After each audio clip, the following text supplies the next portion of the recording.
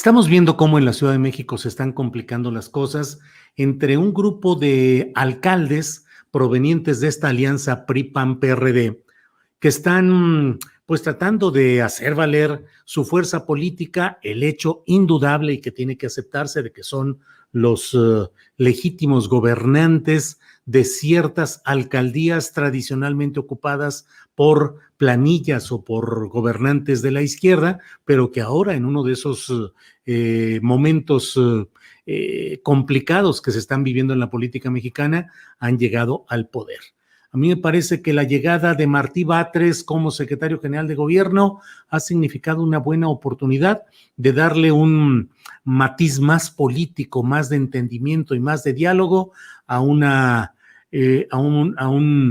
gobierno como el de la Ciudad de México con Claudia Sheinbaum, que desde luego pues es dificilísimo mantener el ritmo del trabajo y la gobernabilidad de una metrópoli, de una macrociudad como es la capital del país. Sin embargo, creo que se ha cometido algo que en tiempos políticos no ayuda al propósito de Sheinbaum y de Martí Batres, que es la decisión de no recibir directamente la jefa del gobierno capitalino a los nuevos alcaldes opositores a Morena y a ese gobierno de la propia Claudia Sheinbaum. Creo que me era necesaria la fotografía en la cual estuviesen reunidos, a reserva de que los asuntos derivados de esa primera reunión fuesen tratados ya por Martí Batres o las autoridades correspondientes, sin demérito del primer entendimiento formal que se hubiese tenido de esos alcaldes con la jefa del gobierno capitalino.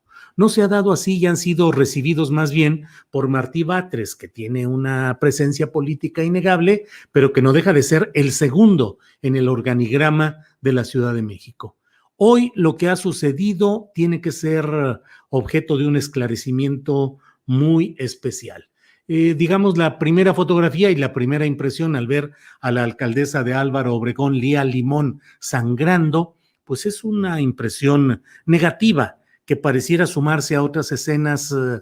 como las sucedidas justamente en la frontera sur con este personal contra los migrantes centroamericanos. Es decir, siempre que hay actos de violencia, siempre que asoma la sangre, siempre que hay actos de confrontación física, pues resulta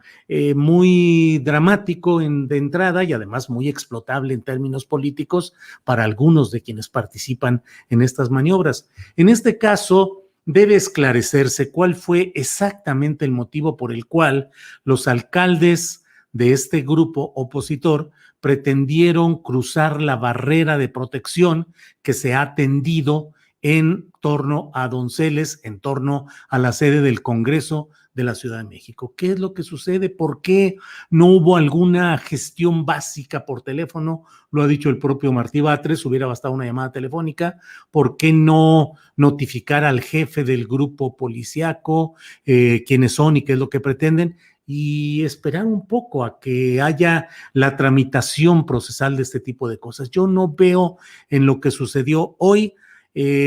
algo que implique una intención específica de agredir a los alcaldes opositores al morenismo de la Ciudad de México. Y me parece muy preocupante que no se haya tenido, o bien que incluso se haya buscado, un escenario de jaloneos y de empujones, cuando sabido es que en toda actividad oficial programada se establecen medidas de seguridad. Imagínense que en una visita del presidente de Estados Unidos o en las visitas de determinados personajes, pues todo el mundo quiera romper la valla de protección que hay ahí, esgrimiendo que se tiene cierto cargo, porque finalmente lo que estaba sucediendo ahí en Donceles es una reunión de un poder, del poder legislativo de la Ciudad de México, que es distinto al poder ejecutivo que tienen estos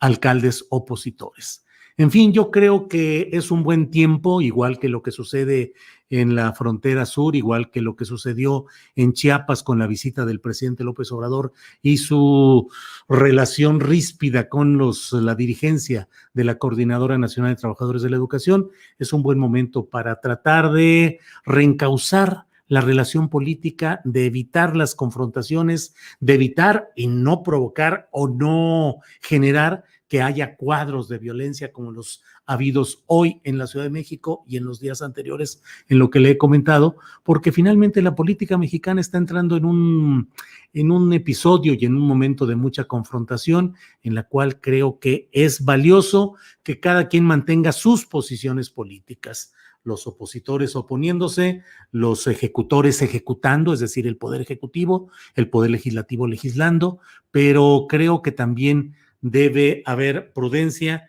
como la que tuvo el propio presidente de la República,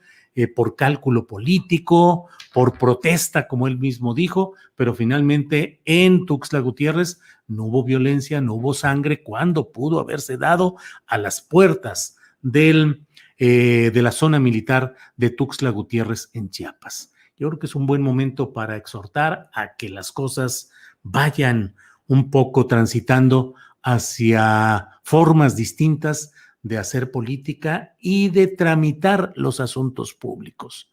No tengo yo ninguna duda de que los alcaldes opositores pudieron haber gestionado de una manera tranquila su acceso a lo que pretendían hacer,